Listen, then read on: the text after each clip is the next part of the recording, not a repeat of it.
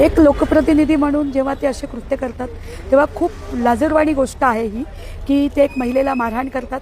त्यानंतर पुन्हा जर त्यांच्यावर गुन्हा दाखल होतो, अटक केली जाते. एखाद्या गरीब माणसाला अटक केल्यानंतर हॉस्पिटलला ठेवलं जातं का? मग यांना का ही सुविधा दिली गेली आहे? तर म्हणजे पूर्णपणे सत्तेचा दुरुपयोग कसा करायचा ते हे सत्ताधारी पक्षातले नगरसेवक करत आहे.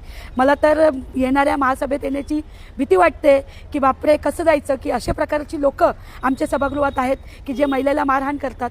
अशा भीतीच्या वातावरणात सभागृह चालणार आहे का? आमचं असं मत आहे, काँग्रेस पक्षाकडून मी अशी मागणी करते की अशा नगरसेवकाला बरतर्फ केला पाहिजे, त्याला निलंबन केलं पाहिजे. अशा लोकांनी लोकप्रतिनिधी म्हणून राहण्याच्या लायकीची नाही आहे. पूर्ण महाराष्ट्रात उपमुख्यमंत्री साहेब लाडकी बहीण योजना चालवत आहेत आणि त्यांचेच एक नगरसेवक एका महिलेला मारहाण करतात. ही लाडकी बहीण योजनेचं म्हणजे हे आहे का, परतफेड आहे का? माझं असं मत आहे की अशा नगरसेवकाला लवकरात लवकर महानगरपालिकेतून निलंबन केलं पाहिजे. आमच्यासारख्या महिलेला महानगरपालिकेत बसण्यासाठी भीती वाटते की आम्ही कोणासोबत सभागृह शेअर करत आहोत.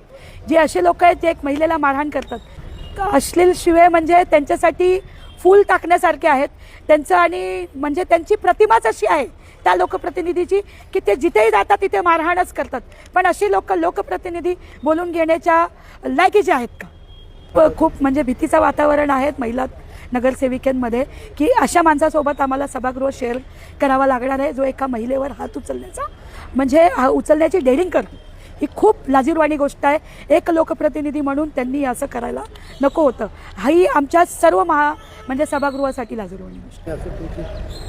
नक्कीच सभागृहाला महिला नगरसेवकांना विरोधी पक्षातल्या सुरक्षा दिली पाहिजे की जो एका डॉक्टरला माहिती आहे की तिथे CCTV कॅमेरे आहेत, एखादी आपण चांगली इमारत तयार केली, चांगलं सगळ्या सुविधा दिल्या, पण जर त्या दवाखान्यात डॉक्टरच नसेल तर कसं चालेल?